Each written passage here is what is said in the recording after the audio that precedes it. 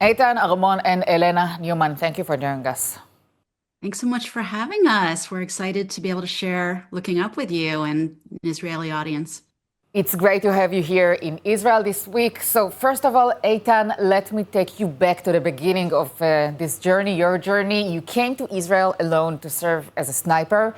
What motivated you to make such a life-changing? So part of it was the community that I grew up in, and part of it was my family. I grew up going to a Jewish day school that was very Zionistic, and my family as well was very Zionist growing up. My dad's parents actually met in Israel after World War II and the Shoah, and I thought just because I happened to be born in America and I have family and friends in Israel, that didn't mean that I didn't have to serve and to contribute to our nation and community.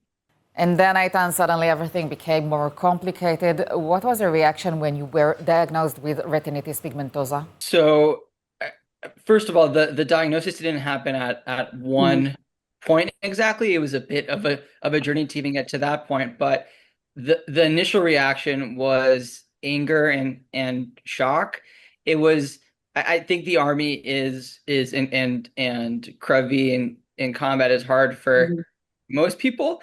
And I think having an undiagnosed sight impairment made it all that more challenging, but also made it all that much more rewarding.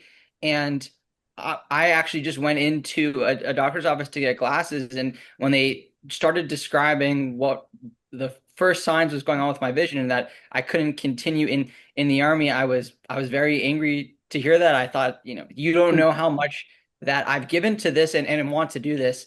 And then there was a lot of sadness. This was a big part of my identity. Like you said, I moved very intentionally to serve in the army, wanted to continue doing that. And I think going from, being responsible for other people and protecting other people to, the idea of A, giving that up, and then B, that with a lot of help, I should add, that accepting my limitations was a very big gift, and I've learned a lot from it.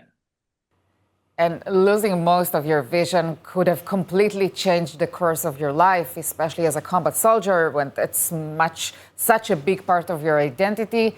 What helped you refuse to give up?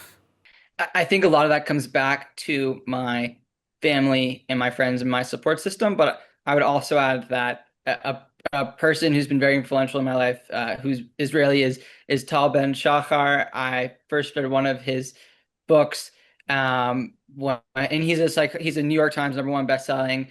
author and psychologist. He taught, I think, at the time the most popular course ever at Harvard, and he talks about the happiness and well-being being a combination of a lot of things, but two kind of big pieces are meaning and enjoyment. And I thought about what were the values that encouraged me to join the army. And even if I can't express them in that Mhm. specific way, how can I continue to express them in my day-to-day in new ways?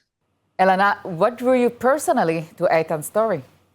I knew Eitan through my daughter. They were friends in college. And what drew me to his story was what you just heard, this sort of Mhm. positivity, this refusal to give in to that anger that he described he felt in the beginning. By the time I met him, that was gone, and all I saw was resiliency. And we started this film as a small promotional video for a medical trial he was in, and it grew into something bigger because I felt that his messaging, um, of making the best of things that happen to you and just moving forward, looking up, I thought that could be very helpful to a wide general audience and not just patients with retinitis pigmentosa who are going to be in the trial. Why did you choose the title Looking Up? Oh, that's so funny that you asked that because it was originally called something else and then it was called something else. Um, when we started this project, we came up with the title Shooting Blind because at the time, Eitan had recently been medically discharged and he had been a sniper. And it just seemed like the perfect title. But by the time did production and editing, a few years had passed and had moved on to a different stage in his life.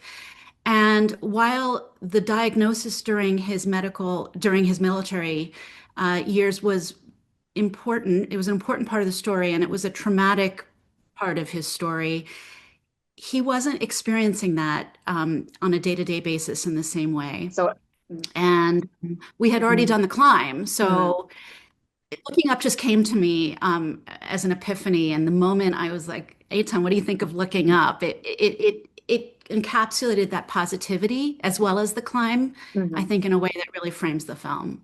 Eitan, where does the title Looking Up connect with your own journey? And tell us a little bit about the climb Elena mentioned. How does it connect? I think in English the phrase looking up means it means that there's a positive outlook and that things can improve. It's about optimism, and I think that's a lesson or characteristic that I've been fortunate to learn. And I think like Elena said, it was quite a fortunate epiphany, and not something that I would have thought to describe myself or the film on my own. And then your second question about what was the climb like, I think part of it was just fun. I like being outside. I like being around good people. I like experiencing new things. I like challenging myself in new ways.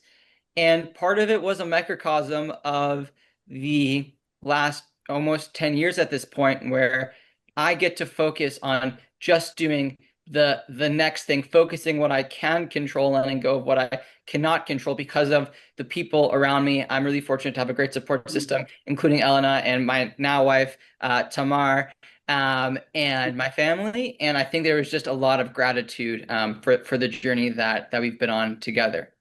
So, Elena, the film also touches on the scientific effort to find a cure. How close are researchers to a real breakthrough? I'd say that it's a few years away. It's not a reality yet. They're doing very exciting work, and it's shown in the film. But as with many things in medicine, it takes a long time. There's a really poignant scene in the film that audiences respond to always, and it takes place between Eitan and his father Rami when we're leaving the Institute for Vision Research, where they're doing this incredible stem cell research, creating new, retinas from stem cells. And Rami asks Eitan, "What do you think of all this stem cell stuff?" And Eitan says, "It's really exciting that they're doing this. It's really exciting that there might be an answer that will give me back my vision in the future. But it's not a reality now. And I don't want to be sort of waiting for that to happen, because that suggests that I'm not happy in my current state of being. And I am happy. I'm leading a really full life." And I think that is really what the message of the film is. Don't wait to change things. Make the best of what you have now and always move forward. And finally, when and where is the film premiering? So the film is going to be premiering in Jerusalem on Monday night, May 11th. And it's going to be on Amazon Prime and other streaming services here in North America. Elena and Eitan, thank you so much. Thanks so much for having us on the show today. And if anyone in your audience happens to be in Jerusalem, come climbing with us on Monday night at the Vegan Center, 7 o'clock.